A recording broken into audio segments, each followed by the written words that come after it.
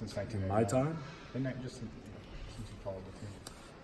I don't know. We were pretty good in 02. And those guys weren't like name brand guys. Robert was.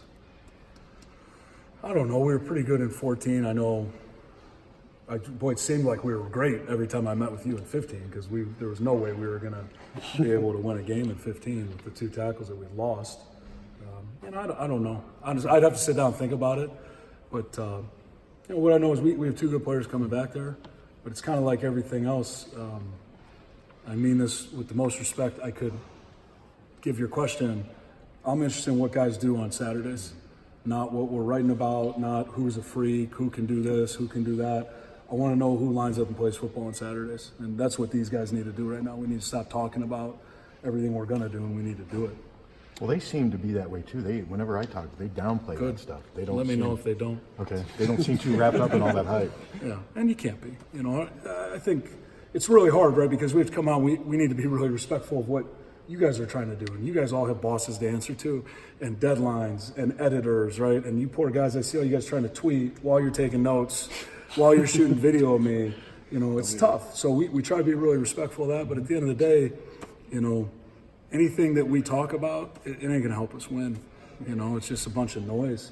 And so I think that's what's important. If you want to be a great player, you worry about what you can control, and what you can control is your attitude, your effort, and through that your performance. And I've seen that all those 2 guys, but they're still young guys, and so we have to stay on top of them and make sure they don't lose sight of that, because I really think the hardest thing about being an athlete, especially as you move up in your career into a little bit more high-profile position, right? It's just like guys getting drafted in the top 10 picks or whatever it is. With that seems to come expectation, pressure, whatever you want to call it. The more noise and hype there is, the more expectation, and that simply is not going to help you perform. Sure. And it has no bearing on your performance, right? Like, so you could be a first-round draft pick and, this guy's going to be great. Well, I think we all know that's not always the story. But I think when you're a competitor, when you're a human being, it's a natural tendency, right? Somebody writes something nice about you. Yeah, what Mark knows what he's talking about. Right? But then maybe Mark writes something not so nice about you the next week, and it's like, Mark's an idiot. He's an idiot. Yeah, but seemingly you're the same person, right? Yeah. Hey, I've made some play calls where I looked really smart. And then a week later, I'm the same guy.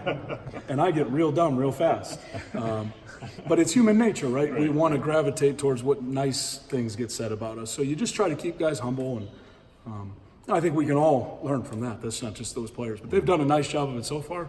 But like I said, let me know if you see them kind of starting to read what you guys are writing. Okay. You guys